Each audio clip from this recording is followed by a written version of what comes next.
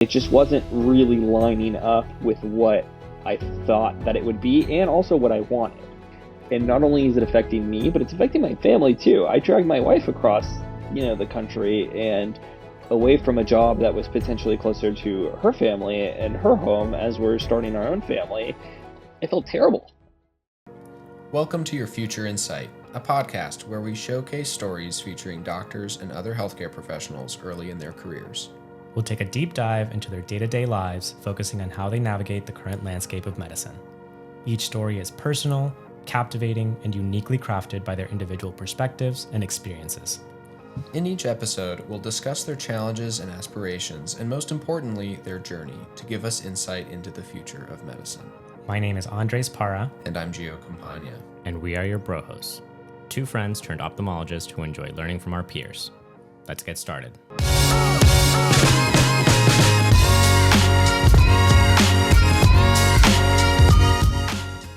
In today's episode, we will be talking with Jackson Goldberg. Jackson is a cataract and refractive surgeon in West Palm Beach, Florida. He grew up in Dallas, Texas, and is a longtime UT Longhorns fan.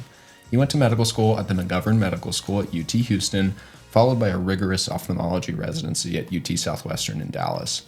He's here today to share his personal experience with life after residency and to provide some unique insight about what it's like to leave your first job. This is surprisingly common and a fear that many trainees have, so we're looking forward to hearing his story.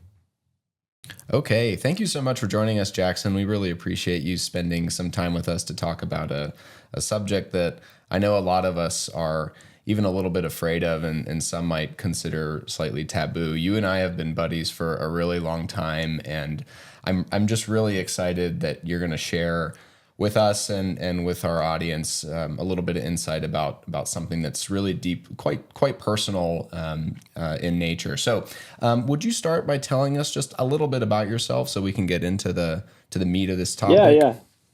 Of course. Thanks a lot for having us on. Gio and I talk all the time, so this kind of just feels like one of our weekly phone calls that we have. So my name's Jackson Goldberg. I grew up in the Dallas area. Went to college at UT, so as you can see, I'm a huge Longhorns fan. My wife went to Florida State, and they're starting the season today. We just had a baby, so I had to let her know where our child is going to go to school. So break out all the burnt orange. That's a tough combo. For the football season today. After UT, I went to medical school at UT Houston, and had a great 4 years there training in the Texas Medical Center. It was excellent training, I used to call it a quaternary care center because that was where the tertiary centers sent everything, all the weird stuff, from other parts of the country or other parts of the world. After that, I trained at UT Southwestern in Dallas, which is a notorious workhorse residency program. Fantastic training, long hours. Learned a lot about myself there. Kind of dug down deep and really kind of pushed my limits and made me a really confident resident and confident surgeon. And why did you choose ophthalmology? Yeah, so I tell this to a lot of people. It was not a love at first sight. It was a process of elimination thing. So I'm the youngest of 6 kids, and I'm the 4th doctor of the 6 of us. And the other 2 are lawyers, so it's like a classic Jewish family. We had 2 choices, and both were high education routes. I didn't grow up with a whole lot, and my parents wanted us to have really stable fields, and so post college education was really stressed. And 2 of my siblings are radiologists, so I looked at that, and I definitely wanted something procedurally based, and I wanted to have a nice life. I wanted to have time with my family, time to travel, time to have all my hobbies, but also a rewarding career with great outcomes. And so when you think about it, it really limits your options. You're not going to be a vascular surgeon and have these fantastic outcomes with these terrible vasculopath patients where, you may have really sick people. I didn't want to sit in a dark room all day like my siblings who are radiologists. Yeah. And, I wanted to work with my hands, and I wanted to be in a field with a lot of technology and a lot of toys. And ophthalmology is definitely that. So when I kind of went down the list of everything, ophthalmology had everything that I was looking for, even though it wasn't from day one of medical school, hey, I want to be an eye surgeon. I think the eye is so interesting. It was one of those things where it was like, hey, this field has everything that I want, and it just so happens to be very interesting. And the more I got into it, the more rewarding it was. That's so interesting because I feel like maybe this is the case for the majority of people. Ophthalmology probably isn't the reason why most people go into medical school. And certainly, like, Gio has a different background. You know, his dad is an ophthalmologist, so he kind of knew about it from early on, even if he didn't know that that's what he wanted to do. I had no idea that ophthalmology, like, it wasn't on my radar whatsoever. I thought I might do pediatrics or something, but then quickly decided I want to do something surgical, kind of do some cutting. And ophthalmology, like you said, is a fantastic field for so many different reasons. Clearly, we're biased, but we're happy with the field we Right. chose. But I want to learn a little bit more about, you know, it sounds like, you're a private practice ophthalmologist now. When you were going through training, is that something that you knew all along that you wanted to do, like private practice? Did you ever think about academics, integrated healthcare system like Kaiser? What were your thoughts? Yeah, I kind of always assumed I would end up in private practice because that's where all of my siblings are, and that's where the majority of physicians are. I do have, a little bit of an entrepreneurial bone in my body, which a lot of ophthalmologists do. Sure. And so private practice was kind of always where I thought I would end up. I flirted with academics a little bit when I was mostly an intern at Dell, which is where Gio and I overlapped a little bit because we had some really nice faculty there. And even though it was not ophthalmology, it was internal medicine, but we had really great faculty there. And that was my first exposure to having medical students follow me a little bit. And so I kind of was like, oh, this is really cool. You have a team, you get to share your knowledge. And I do get a little bit of that in my current job. We work with the Larkin residency program. And so I staff, about 2 cataracts a week, maybe 5 a month. It kind of depends. Right now it's July, so it's a little bit slower, so there's less numbers. We just kind of add them on at the end of my surgery day. So I do kind of scratch that teaching itch.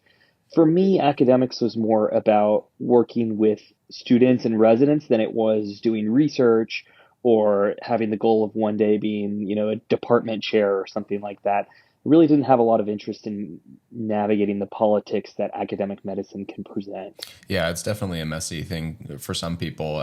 Obviously, all of us have had such terrific experiences at one point or another with, incredible faculty who've at some point made a lasting impact, and we all have this urge to pay it forward a little bit and, like you said, scratch that teaching itch one way or another. But it's true, most of us end up in private practice. That's just where the majority of medicine is practiced in this country. Walk us through the last 6 months of your residency training and how you ultimately started looking for your first job and what those things were that really appealed to you. Yeah, so I would say more so the last 12 months because the last 6 months I had already had a contract signed and was, pretty confident where I was going, which was kind of nice because your last year of in ophthalmology training, it's not like you're banging out a ton of cataracts your PGY2 in 3 years. It's really the vast majority are on the back end of that.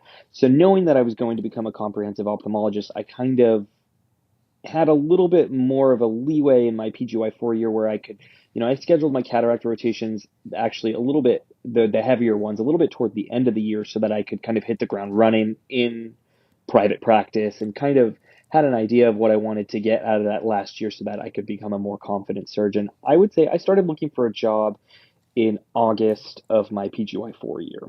And there wasn't a ton of guidance from faculty because a lot of the faculty where I trained were either very young and this was their first job in academics, or they were academic lifers and had extensive research and extensive academic qualifications.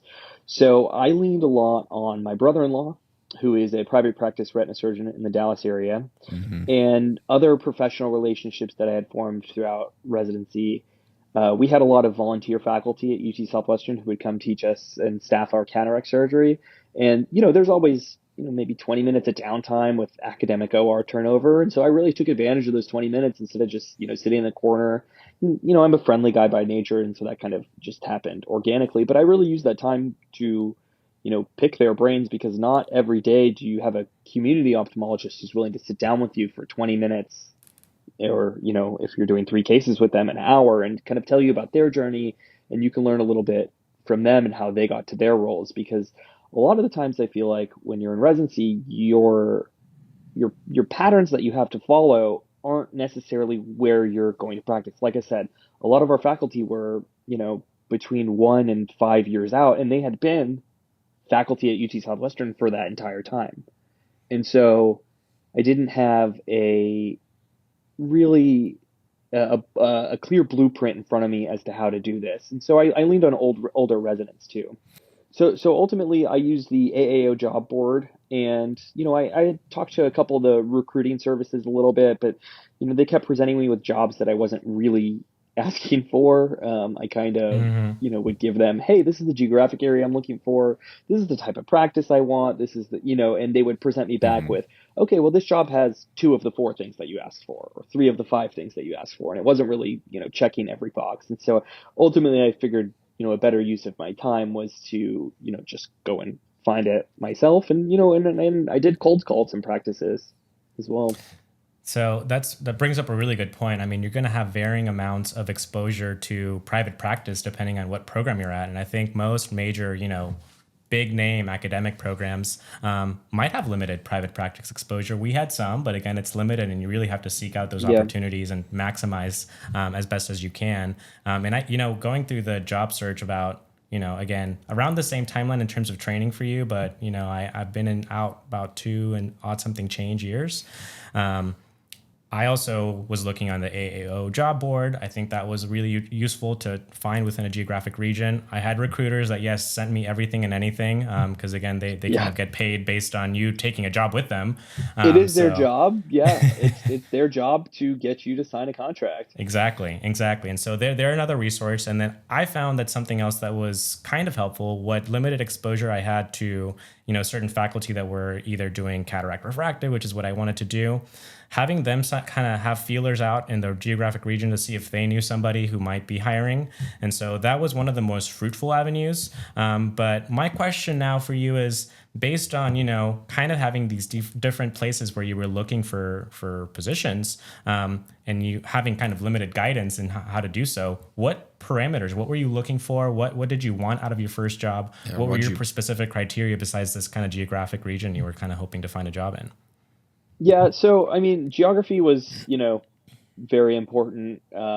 Salary was important because that's not really a transparent thing. I mean, you don't really know how much you're going to get paid.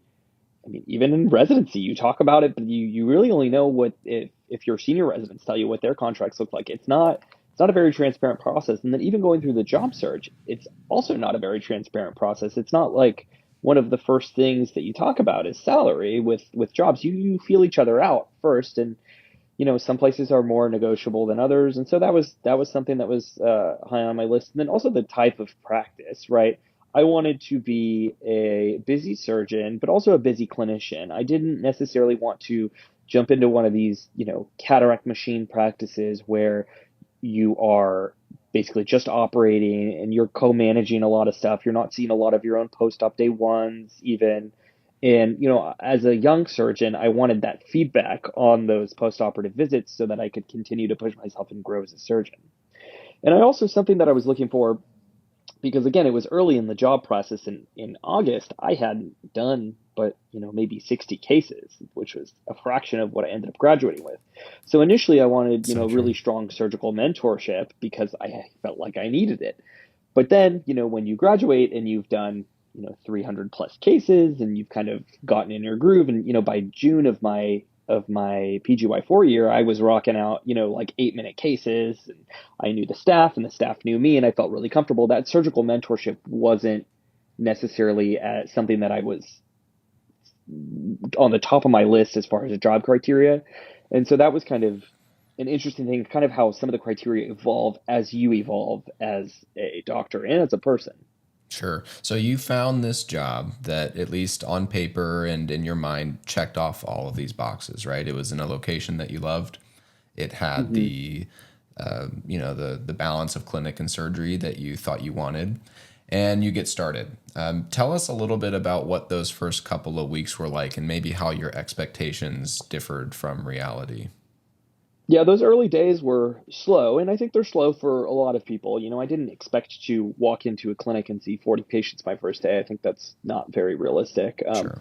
But they were a little slower than I anticipated. I think that when you finish training, you're so busy and you're so eager to show everybody that you can do everything and that you learned all of this material in 4 or 5 years, depending on your length of training, that you don't really realize that patients, you have to help get patients in the door. It's not like the residency clinic where it's bursting at the seams and there's, 6, 8 month wait times. And it's also not, you read these things on AAO about how there's huge shortages of ophthalmologists throughout the country, and you think, oh, this is great news for me. All the boomers are retiring. They all need cataract surgery. I'm a cataract surgeon. This should be really easy.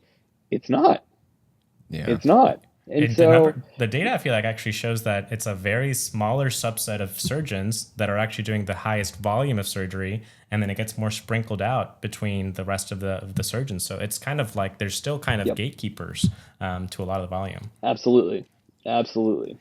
And so, the first few weeks were pretty slow. I don't think I got into the operating room maybe for, I want to say 3 or 4 months. And, as a young surgeon, that's a long time It to have, is. Yeah, that's a torture. gap. I remember in residency, I had tore my ACL and had a pretty significant knee surgery and rehab, and I didn't operate for like 3 weeks. And I was like, man, that's such a long time. And it's like, well, 3 months. It's like riding a bike. It's very easy to do, but Sure. when you finish, you're so eager. And so part of that was credentialing, but also part of that was just need the patients. Did your practice give you any expectations about your projected clinical volume? Did you walk in thinking, I really was under the impression that I'm going to be seeing this many people or my clinic is going to grow at this rate? Or do you think maybe you romanticized it too much? Is that natural? I think there's a little bit of truth to both of those statements. I think that Yeah, they did give me some expectations that I think were maybe a little bit lofty sure. on their end, which is, part of what you're doing. You are selling yourself in an interview. They are selling you the practice.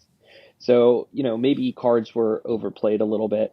And I also think maybe I romanticized it a little bit too. I think that you have this idea of being a busy surgeon and pushing your limits and knowing your skills and what you can do. And so you just think, oh yeah, people are going to come to me, and I'm going to do great. I'm going to get great outcomes. I'm a nice person. I'm going to treat people the right way. They're going to send all their friends and family to me. And, you know, Yeah. sometimes they don't do that. They send their friends and family to the person that they've known who's been in their backyard for 15 years, not the new person. Yeah, And I could also go ahead. the optometry aspect of it as well. I think that they're trying to get optometrists to refer to a new surgeon, a young surgeon in the area, when they have already an established referral network with presumably very good outcomes because they are continuing to send to those people. That's a huge gate to try and break through. I mean, the optometrists are really the ones feeding you a lot of your surgical volume. And you can be a nice person, you can be a great surgeon, but if they don't really give you a chance, it's very difficult to prove that. Absolutely, a great, fantastic point. I think so many of us don't recognize that when you get out into private practice, you kind of have to, even if you're within a practice that presumably is going to feed you per se, you kind of have to do your own work in terms of finding these patients, winning with time only is the only way you can do it. Trust with some of these optometrists and other primary care Crumble referral cookies too. practices. Lots of That can crumbles. work. They're used to getting crumbles. So sometimes Yeah, you got to knock 1, 2, 3, 4, 5, 6 times before you get your foot in the door. yeah. And But some of them won't even see you. I no, mean, sometimes you absolutely. go there and they're busy with No.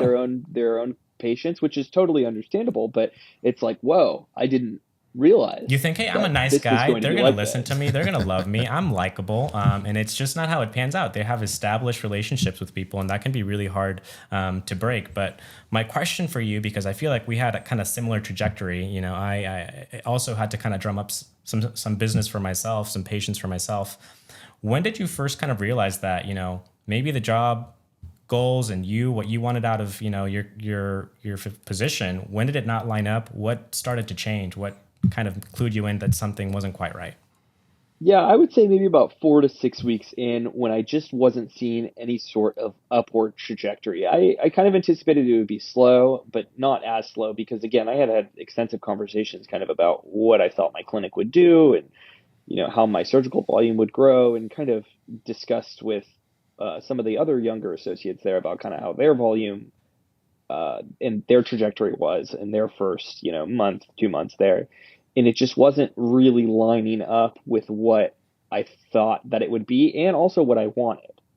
So at a certain point, it was I kind of had to say to myself, you know what? It doesn't really matter the conversations I had. This is the scenario that I'm in now. This is kind of the trajectory that is now present. And you have to say, am I going to, stick this out and do it? Or do you want to cut your losses and kind of start looking around and kind of seeing how things are going to go? And you may say, oh, 4 to 6 weeks, that doesn't sound like a long time at all. It's not at all. But sometimes you can just kind of tell that something may not be working out. In addition to that, my wife and I kind of learned that the area was not quite what we thought it was going to be. And so, as our concerns with living in the city grew, so did my concerns with my job, because then happiness is now needing to come more from work, more from work, more from work. And so, But it as you kind of lose amplifies that a that little lens bit, of how you feel about the yeah, position. Yeah. exactly, exactly. So you get more and more frustrated because more and more of your happiness needs to come from that. So that's, yeah, I feel very similar in so many different ways. What ultimately did that conversation kind of look like when and what did, the partners and the practice think? How did it feel for you to feel like you were leaving this job that, You you invested thought would so be your much job, time and effort into early exactly, on. exactly. Yeah, the conversation at first I think was positive. I think that they were kind of understanding. So the first conversation I had with them wasn't, "Hey, I'm leaving." It was, Right. "Hey, what do you see for me? What is this going to look like? How is this going to grow? I feel like this is not necessarily matching up with what we talked about." And there was a lot of kind of back and forth there, for lack of a better term. And I did want to give them the benefit of the doubt because they were nice people, and I wanted to succeed and they wanted me to succeed ostensibly as well. I mean, a rising tide lifts all boats. Um, Yeah. and as kind of it became a little bit more clear that it wasn't going to work out, the conversations naturally soured a little bit. I don't think there was any ever animosity there between, certainly not on my end. It was just, hey, I don't think this is going to work out. I'm happy to have crossed paths with you. I have no problems with you as a person or professionally, and I wish your practice success, but I just don't see myself having the type of practice that I want here. Yeah. So tell us a little bit about how you transitioned from this the sort of first position to the second, where you kind of, when you had committed in your mind to leaving this first practice, I imagine you had already started scoping out other opportunities, probably, right? When did you kind of find that right fit for you? And did you figure that out before you left your first job? Did you figure it out after you left? Yeah, so the position where I'm currently at reached out to me and never really stopped talking to me after I interviewed with them the first time. And this was, like 18 months prior to me, Mm, joining them. And I had had a good relationship with the owner of the current practice that I'm at, and we were friendly on, a personal level. And the area that I'm living in now in West Palm Beach, my wife is from here. And so when we would come visit, my wife would want to do, something with her friends one night, and I didn't know a whole lot of people here. And so one day I just texted the guy. I said, "Hey, I'm in town. My wife's going to go out with her friends. You want to have a drink? You want to have dinner? You were a nice guy when I met you. It didn't work out, the first time with me signing there for whatever reason." Um, the reason was I just really wanted to try something different and live in Colorado for a little bit because I had romanticized the mountains and having four seasons my whole life. After growing up in Texas, don't I we feel all? like Yeah. Colorado is like the natural progression for all Texans to like Summer's get out still of the going strong stifling in heat and September, by the way. humidity. 100 Oh yeah, plus I'm sure. degrees. Yeah, we're doing good. I'm sure. I'm sure. It was kind of a natural progression, and we ended up flying out and having dinner, and it happened rather quickly. This was before you left your first practice. Yeah, so I didn't have some massive war chest that I was sitting on. Right. I was out of residency for, Yeah. like 4 months. My wife was pregnant, and Oh my I goodness. was like, okay, like I have to work. I have student loans to pay off. And I want to work too. I had just had this big gap where I wasn't really doing a whole lot of surgery and where I wasn't seeing a whole lot of patients. And not that I was worried about losing the skills, but I wanted to stay sharp. And Sure. I think we all can relate to that. I And so can I didn't want this huge gap. I can imagine the kind of anxiety. And did you ever feel any like, man, like kind of feel like a failure or any kind of shame Oh associated yeah. with having to move on? Like I can only imagine. So I can tell you from my personal experience, I joined a position that we're told in residency by one of our, good mentors, your first job out of practice is kind of like you're having a girlfriend in high school. If it works Yeah. out, then great, you marry your high school sweetheart, but majority of the time, or 50-50 flip of a coin, it might not be the girlfriend for the rest of your life. And so I kind of took that to heart, and I felt like I did so much research, really looked into so many different practices, and I was like, I'm going to make my job be the one job. I want to do this one and done, just be set up. And so I actually got connected to my position through one of our mentors at UCLA, reached out to a previous fellow who worked in the Houston area. And so they kind of connected me with this position. And I was like, this seems like a great deal. When I talked to them, they were like, our older partner is going to be retiring in the next few years. It's a competitive landscape in Houston, but really it's kind of a golden Yeah. opportunity because you just kind of assume their volume and then don't have to go out and create a whole new business on your own. And so that seemed really appealing to me. My wife is from Houston. We were really excited by that possibility. And so I thought it was a great fit. They were a cataract refractive boutique practice, which is exactly what I wanted to be in.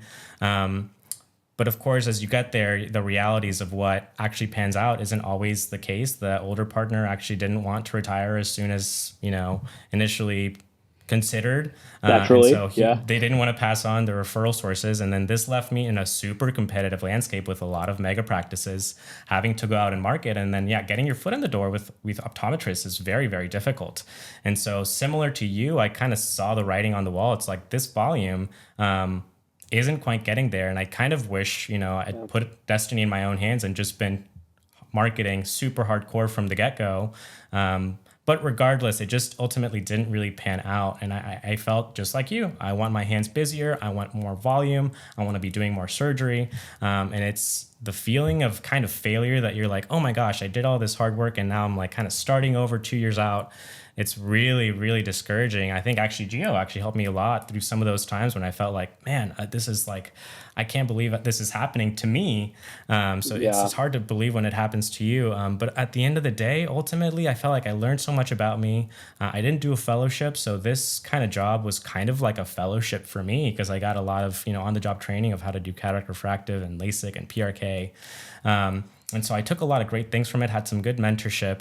And at the same time, as I was looking for a new job, I realized that the opportunities in terms of, it's not all about the money, but it certainly matters. And the salary numbers were just a lot higher. The opportunities were really great for me to get really good volume. And so it ended up being a blessing in disguise, but it's so hard when you're going through those moments to really like find that insight of like, man, it's going to be okay. You're going to be fine. You're early on in your careers. It's okay to pivot. But I just can really empathize of how stressful that must be, even with like your wife being pregnant. Like, that's really Yeah. a really pretty crazy Right. time. Yeah, there's certainly a lot going on at this particular moment in all of our careers for sure. And we all have this dream of having a sort of Tim Duncan or Dirk Nowitzki career where you're with this one Yeah. practice Right. that's awesome for your whole life.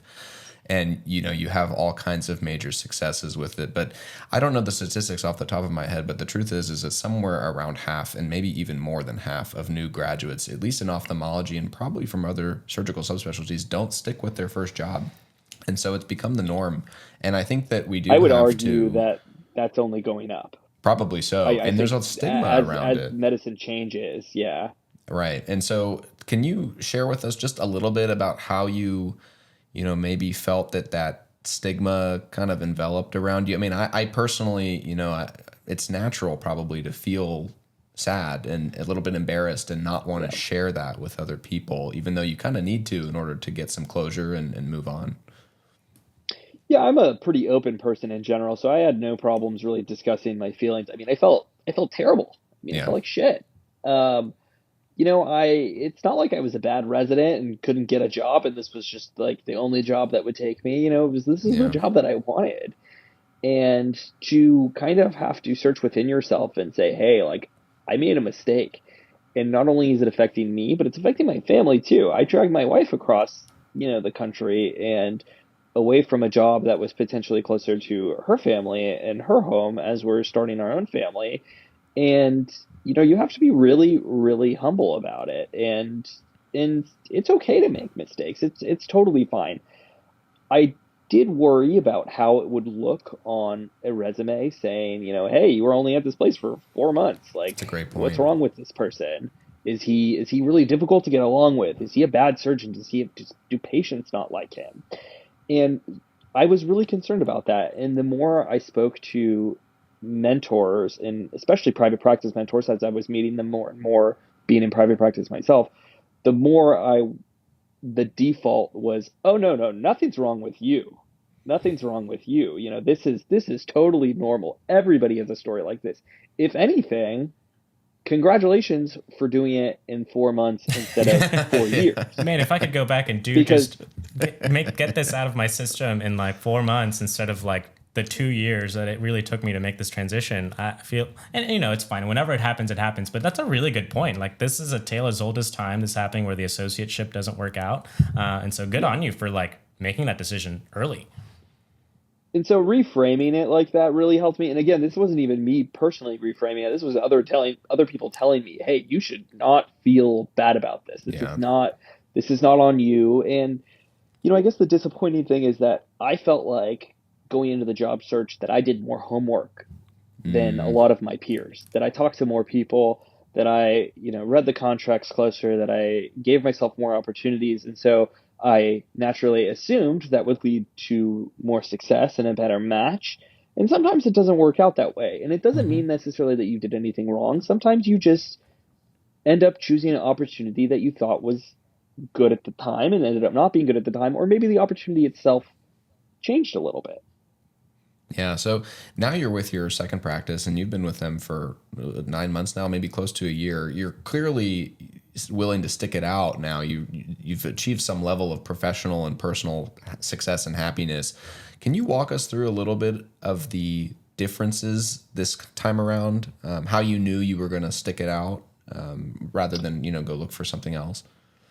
Yeah, I think first of all, we like this area a lot more. We have more family ties here. We have better roots Sure. here. And so automatically, I'm just more comfortable going to the grocery store here, having dinner on a Friday night. And Yeah. that goes volumes because, like we were talking about earlier, when so much of your success or happiness is tied to your professional success rather than your personal life, it puts a lot of stress on a job. It puts a lot of stress on a job. So when you kind of take away some of that stress and you're just happier in your area, you are much more flexible with things. In addition to that, this job is definitely, I'm much busier. I'm getting the volume that I thought I would. I think that every young ophthalmologist is going to tell you, no, I'm not busy enough. I'm not busy enough. And unless you're doing 35 cases a week and seeing 60 patients a day in clinic and doing all of this stuff, and that's just not a realistic thing to start out. And some people don't ever achieve that. I mean, I would venture Sure. to say Most most don't. people don't ever achieve Right. doing 25 plus cases a week. That is, like you were talking about earlier with the podcast, there are a handful of people that get there, that kind of do most of the surgery in ophthalmology, and then there's a sprinkle of everything else. And sometimes that's circumstance. Sometimes it's, that person is just a great surgeon and garners a good reputation. Sometimes it's they had a really great business manager kind of helping them get into that position, or they chose the right area at the right time. And sometimes it's just luck. Yeah, totally. Do you have any regrets about leaving that first job? You ever wish you had maybe given it a little more time? I mean, I know you're happy now, but you certainly had beliefs in mind at some point in your life that practice had on paper everything that you wanted. So do you ever kind of wish you had maybe given it more time, or is there anything you would have done differently about the whole situation? Yeah, I would have stuck in through ski season, probably. No, just kidding. Yeah, I mean, of course, I wonder about what would happen if I had stayed. To give a little context, that group also lost another doctor shortly after me. So I wonder if I ended up staying there, if, that person ended up leaving and I assumed a lot of that volume from a more established ophthalmologist.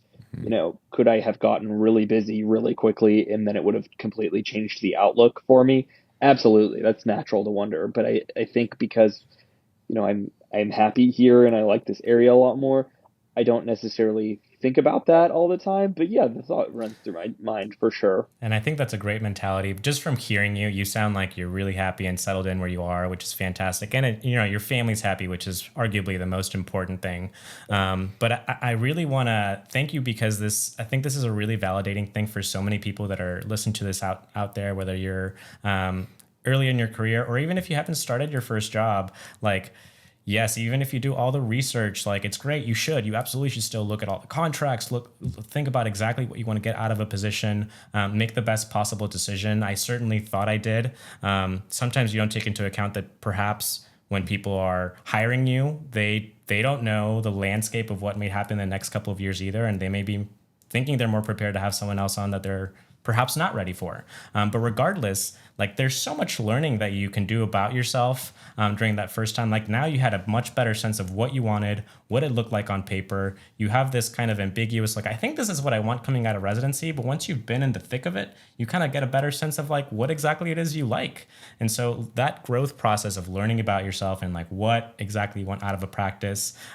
Yes, it's kind of a mistake. I'm so glad that it happened to me, that I got to pivot and find something that I'm happy with, both geographically and certainly professionally. And it's okay to speak about this with other people and let them know, because I think you'll find a lot of other people have this same story of not ending up where they thought they would and finding something else that was right for them. Yeah, it's actually been tremendously helpful for me to be such close friends with both of you, because I'm a little bit further behind in terms of the progression of my career. I did a fellowship and I'm just now starting my first job, and both of you have been in the workforce for a very long time relative to what I've been through. And hearing your experiences openly and honestly has really helped me to approach my current situation with just a very, very open mind, because I think it's really important that we don't put all our eggs in one basket and just make sure that we think to ourselves, it's okay if something doesn't work out. There doesn't have to be shame or embarrassment. And, both of you have grown tremendously over the last several months, even despite having gone through these, traditionally what we would consider a really challenging experience. So I applaud both of you for going through something that I haven't yet had to go through, but I know that if I ever do, I'll, essentially, be able to see the light at the end of the tunnel, as both of you have. One other question we wanted to ask is, having gone through this and knowing that there is somebody, right now who may be going through this, especially given the fact that it's August and this is a common time for many people to start their first job, what kind of advice would you have for them as to those things they should be looking for early on, the so-called writing on the wall, as you put it? What should they be looking for right now to ensure that, they're going to be happy, or that they've maximized their chances of being happy in their first job? It's a fantastic question. I think that, you know, the feeling internally of, hey, can I have an open and honest conversation with the people in this practice who can control my situation Yeah. about this? And if you feel like the answer is yes and you can approach them, then yeah, you should probably give it more time, because that means internally you feel like, hey, these people are really invested in my success and they're not going to take this personally. And, they probably understand where I'm coming from. Hey, I'm a young surgeon. I want to get busier. If the answer is no, then you kind of have to ask yourself why you don't feel comfortable having that conversation or approaching them. And, can you change the answer from no to yes with, getting to know them better, or putting more of your own time and effort into it and marketing yourself a little bit more.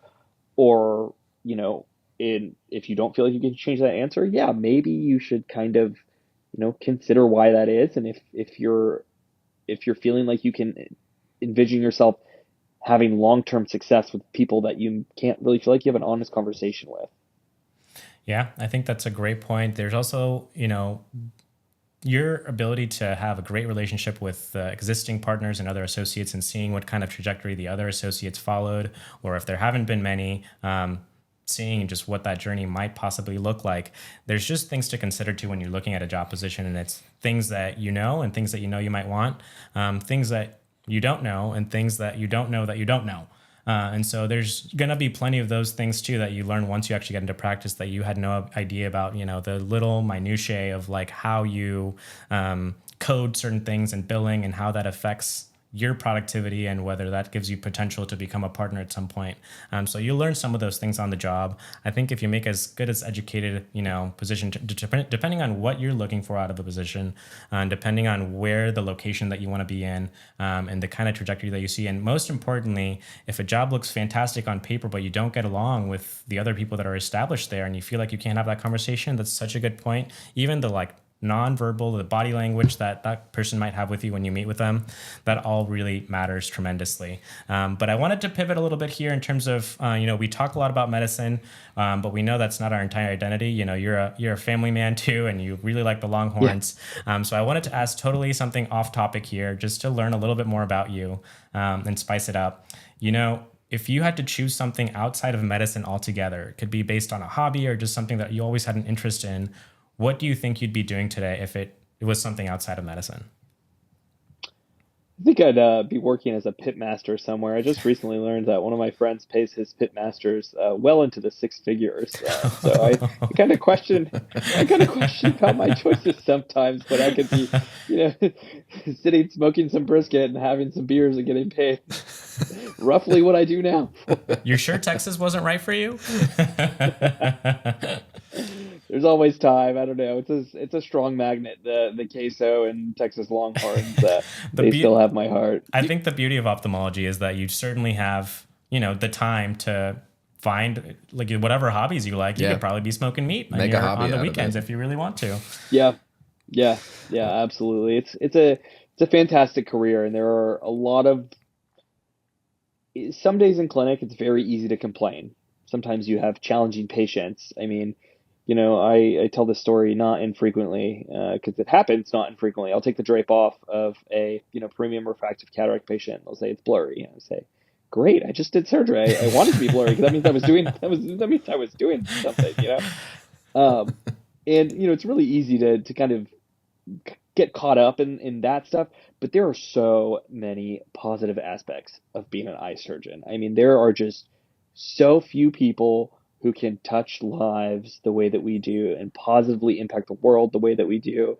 And despite challenges in job searches and changes in macroeconomic factors in medicine that are, impacting us on a daily basis, the fact that we are able to do this and provide a comfortable living and provide for a family, I mean, pretty cool. I think that's a really, really terrific ending to this conversation because it's important that we end with a little bit of optimism too. All of us are very, very happy with the choices that we've made, and it is important to emphasize that. But we just want to take a moment to sincerely thank you for going over this, challenging and very personal topic with us. We really appreciate your insight.